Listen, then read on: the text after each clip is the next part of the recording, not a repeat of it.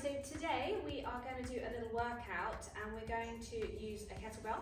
We're going to focus, it's going to be a total body workout. So we're going to focus on some legs, we're going to do some upper body, and then we're going to do some core, all of which will really help your goal. So let's get started.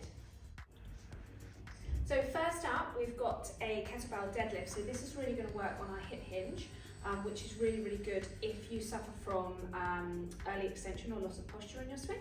This can really help clean that up for you.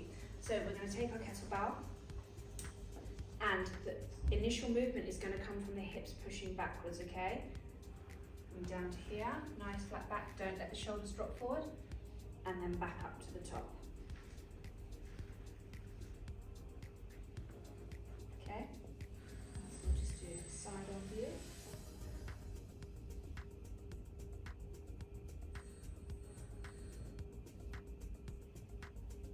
Good, and I will do about 15 of these, obviously dependent on your kettlebell weight, do what suits you. So next up, we're going to do some split squats, and we're going to have the kettlebell on the opposite side. So we're going to get into a split squat position. We want to have sort of 90 degrees when we come down to here. So you want it 90 and 90. We don't want the knee come too far over the foot. So we're going to start, we're going to pick the kettlebell up. I'm going to hold it here, try and keep the shoulders back, and we're going to come down and then drive back up.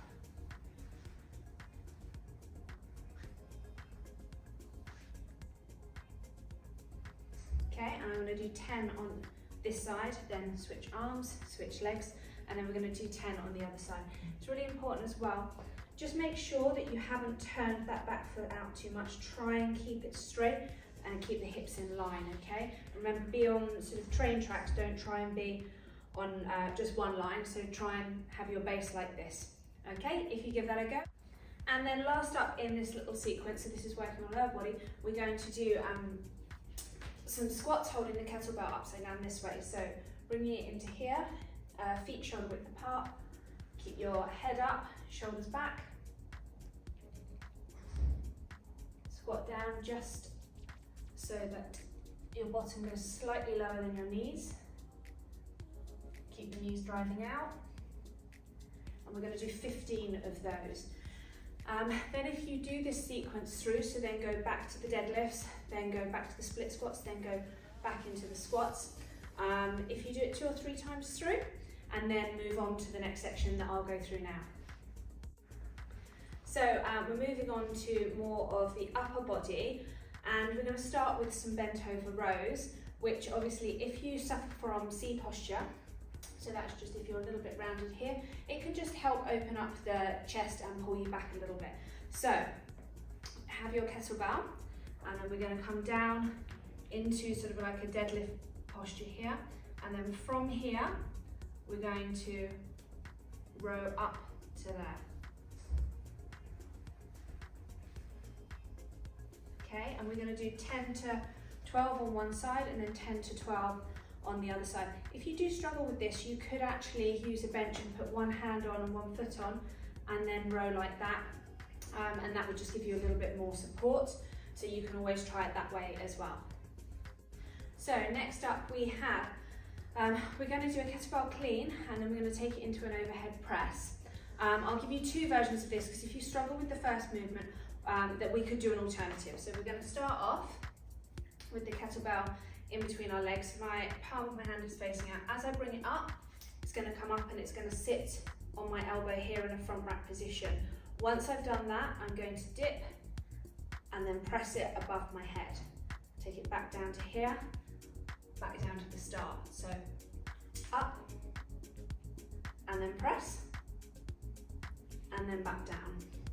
If you really struggle with that first movement, or if your kettlebell is a little bit too heavy, if you've only got one at home, for instance, you could try and go from here into a high pull, catch it here, dip, and then press overhead. So you're using both hands at once.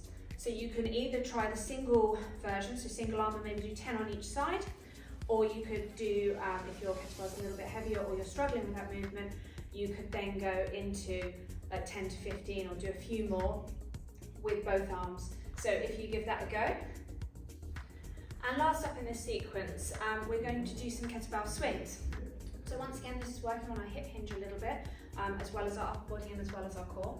So we can either take this to eye line, so they're Russian swings, or you can take it overhead, which are called American swings. So it's going to come through and we're going to snap the hips forward, and you're physically trying to pull the kettlebell back down as well, and using those hips to drive. So it's not about squatting, it's about your hip hinge. Or you can take it up overhead and then back down.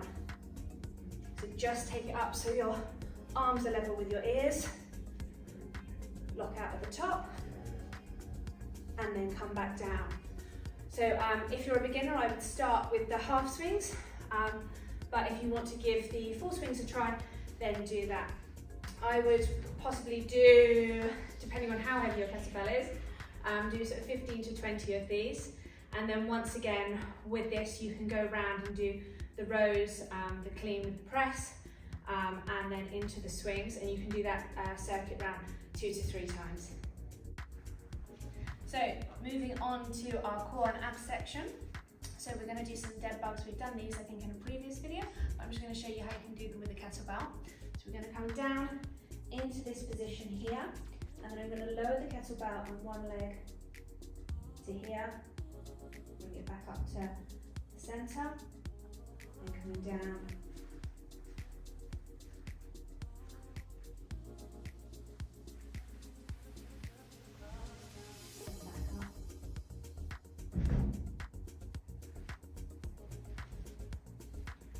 And what you can do is, I would do between 16 and 20 of these if you're counting them singly.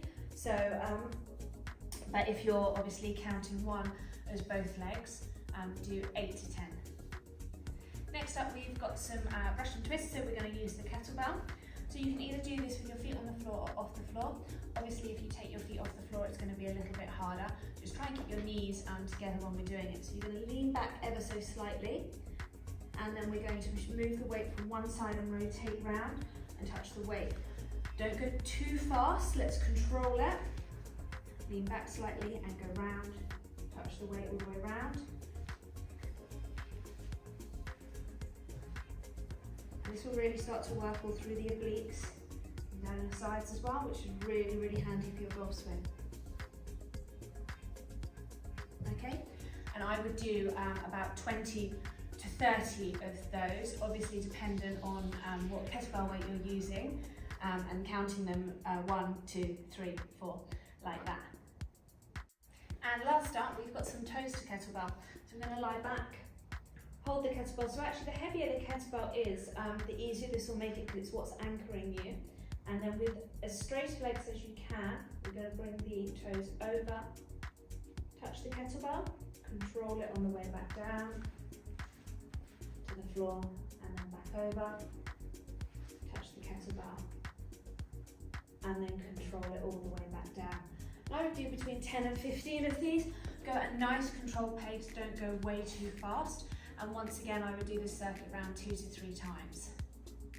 So that was a kettlebell workout, looking at your lower body, your upper body, and a little bit of core as well.